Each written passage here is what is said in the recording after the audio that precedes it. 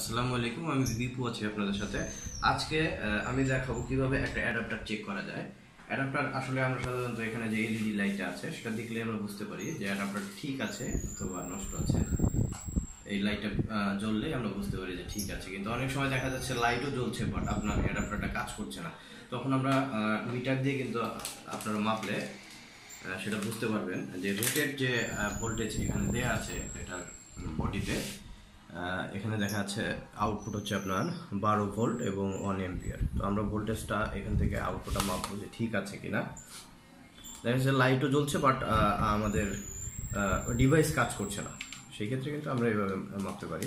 এটা হচ্ছে পজিটিভটা হচ্ছে ভেতরে আর নেগেটিভটা হচ্ছে বাইরে, এই আপনার বডিটা এটা হচ্ছে নেগেটিভ। তো নেগেটিভটাতে আমরা নেগেটিভ স্টিকটা ধরবো আর ভেতরে আমরা পজিটিভ স্টিকটা দেব।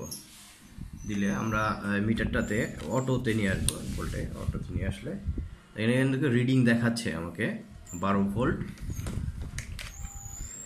12.42 দেখাচ্ছে ভোল্টেজ। জাস্ট না আমাদের কিন্তু অ্যাডাপ্টারটা ঠিক আছে।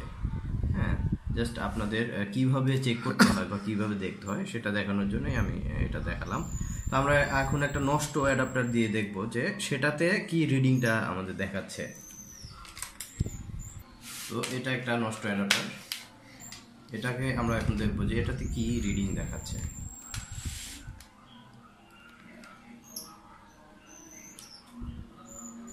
দেখেন এটাতে কিন্তু রিডিং আসছে না, ঠিক আছে। আমি কিন্তু লোড দিয়েছি বাট রিডিং আসছে না,